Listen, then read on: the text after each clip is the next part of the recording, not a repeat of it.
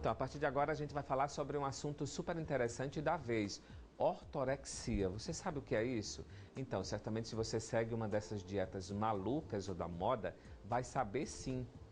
É uma disfunção alimentar, um distúrbio alimentar que provoca, dentre outros sintomas, a desnutrição e isolamento social. A gente foi conversar um pouco mais sobre o tema com a nutricionista Andréa Fernanda. Se você segue dietas complexas, da moda, está sempre preocupado a mais, de forma exagerada, com a saúde e o bem-estar, isso pode estar errado, ou seja, pode ser uma disfunção. Que a gente vai falar agora sobre esse universo, a classificação dessas pessoas, hoje, num problema que já começa a ser estudado, que é a ortorexia. E para isso, a Andréa Fernanda, que está aqui, nutricionista, vai falar um pouco mais para a gente.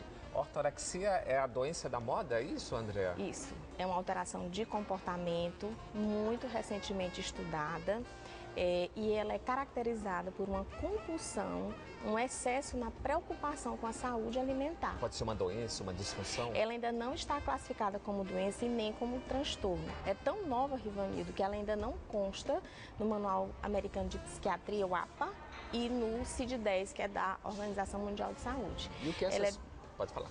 Ela é bem nova, né? Caracterizada, como eu lhe falei, pela preocupação excessiva com os alimentos, uma escolha desenfreada de tipo de alimento a pessoa vai ingerir, especialmente qualidade, não quantidade. Então a pessoa ela se preocupa com aquilo que vai comer excessivamente. Passa mais de 3 horas por dia escolhendo o que vai comer. Não gosta, não ingere alimentos que sejam industrializados, prefere comer alimentos orgânicos, faz uma seleção excessiva daquilo que vai comer, gosta de cultivar, de plantar os vegetais. E vai ficando seca. E vai ficando, e vai fazendo muitas restrições. São tantas restrições que essas pessoas se isolam. Elas, inclusive, começam a escolher quais os utensílios que elas vão utilizar para poder cozinhar os alimentos. Evitam sair para comer fora e elas querem... Ou seja, pode ser uma saúde física, mas a saúde mental está associada com um distúrbio nutricional, comportamento social. Não se sabe ainda a causa, né? O que existe poucos estudos publicados na literatura mundial sobre essa alteração de comportamento, que é ortorexia nervosa, que vem do grego ortos, que é o correto, e orexia de apetite. Isso foi descrito em 1997 por um médico americano que ele mesmo começou a observar nele, né, essa alteração de comportamento. Inclusive, Rivanildo, os ortorexicos, eles gostam de incutir nas pessoas, de levar para as pessoas essa ideia desse exagero na qualidade do que vai se alimentar. Foi visto nesses estudos que existem categorias de profissionais e algumas pessoas que estão mais suscetíveis a desenvolver essa alteração de comportamento. Tem a ver com a ditadura da beleza, agora a ditadura da boa forma, hein, Andréa? Sim, tem muito, sim. Porque quem segue essa cartilha acha tudo anormal além disso. E começa com os profissionais de saúde. Esses estudos apontam que quem desenvolve mais são estudantes de medicina, médicos, nutricionistas, seguido de pessoas com comportamento obsessivo-compulsivos e depois pessoas que supervalorizam o corpo. Depois entra uma outra categoria aí que seria profissionais de moda e profissionais de comunicação. Geralmente pessoas que lidam muito com imagem. Né? Isso. Ou seja, se a preocupação com o corpo e com o excesso da alimentação saudável está de forma exagerada, é bom reavaliar, né? É bom reavaliar. Né? Antropólogos, médicos, cientistas, a gente já discute isso, falamos muito em alimentação saudável e aquela correlação de dividir, de separar alimentos bons e alimentos maus. Hoje, nós, para não ficarmos engessados nesse conceito de alimentação saudável, a gente fala de atitude alimentar. Existe sim aqueles alimentos que são mais adequados, existe sim a necessidade de se discutir sob a ótica da ciência aquilo que é saudável, mas devemos levar em consideração o ser, né, com um cenário mais complexo. O alimento ele tem um valor afetivo, ele tem um valor social, existe a questão da disponibilidade de alimento, que a pessoa sente em relação à alimentação, crença, pensamento, atitude, aquilo que é ensinado às pessoas. É o que os nutricionistas costumam falar a respeito do glúten, né? Ou seja, você só precisa deixar de usar o glúten se tiver realmente uma tolerância. necessidade. Intolerância a ele, né? Intolerância ao glúten, ou doença celíaca, ou a própria intolerância. Então, essa série, Andréa, de dietas, né? Cada dia surge uma da moda. Isso acarreta e faz com que surjam problemas como esse. Ao meu ver, essa alteração de comportamento ela é influenciada também por mídias, por aquilo que se discute, por essa preocupação exagerada.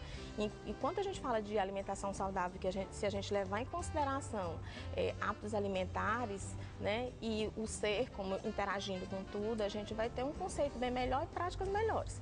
Porque essa alteração de comportamento possivelmente seja em função desses fenômenos que estão acontecendo na nossa realidade atual. Neofobia é o medo de alimentos novos. Eu descobri a ortorexia, né? Aí eu trouxe a pauta para você. De repente você me chega com essa novidade. Neofobia, o que é isso? É o medo de comer alimentos novos. Isso é comum para crianças de 1 a 7 anos, mas pode surgir no adulto.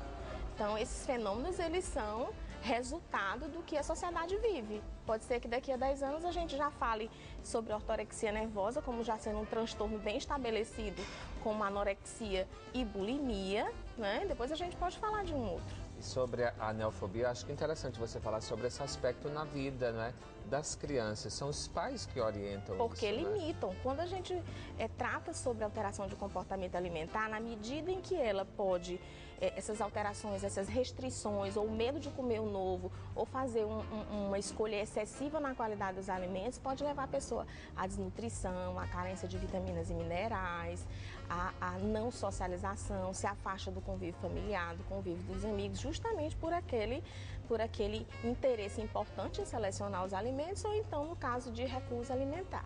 Neofobia, ortorexia, assuntos da vez, no olhar da Andréa Fernanda, que é nutricionista. Os dois problemas podem andar juntos também, né? Podem andar juntos. Acho interessantíssimo a gente discutir isso junto com outros profissionais. É muito importante a condução disso, né? Um olhar maior da família, né? O acompanhamento de profissionais especializados, os médicos, psicólogos e nutricionistas é de extrema importância. E a gente está atento a isso. E o isolamento social é complicado. É complicado. Tem uma pequena diferença aí em se pensando nisso. O ortoréxico, ele seleciona tanto, ele não gosta de comer fora, que ele se isola para poder exercer essa vontade dele, tanto que ele se acha superior das demais pessoas, porque ele se sente confortável, se sente tranquilo quando ele ingere essa dieta pura, que ele chama dessa forma. Mas ele gosta... E onde encontrar isso? Em restaurantes é difícil, né? Então, a maioria... Tem que fazer em casa. Existe, né, segundo alguns estudos, existe uma limitação econômica. Aquelas pessoas que não têm um nível econômico suficiente, eles não conseguem exercer tão bem essa essa ortorexia. Há de se lembrar que o que o difere da bulimia e da anorexia é que os ortorexos, eles gostam de incutir esse pensamento dele com as outras pessoas. Enquanto as pessoas com bulimia e anorexia se isolam, eles gostam, inclusive, eles formam grupos, né? Grupos de redes sociais para discutir essa fixação por alimentação saudável. Ok, obrigado por esses esclarecimentos. O tema dessa matéria de hoje, saúde e bem-estar no Inside TV com a Andréa, super interessante, assunto da vez. Por sinal, a gente retorna nos próximos programas, né? No próximo ano, nova temporada Inside, viu, Andréa? Muito bom. Já um bom Natal para você também, muita saúde, muita sabedoria, mais produção, né? Felicidade e tudo de bom pra gente. Parabéns ao programa, a você e toda a sua equipe, e até 2016. E parabéns para quem consegue ter uma vida, né, de saúde, de bem-estar de forma equilibrada. Eu acho que é importante essa busca. Só que é bom ter cuidado com o exagero, né? Sim. Sem ele, de preferência. Sem os exageros, mas pensando naquilo tudo que possa satisfazer a pessoa. Que isso é que é o mais importante, né? Obrigado.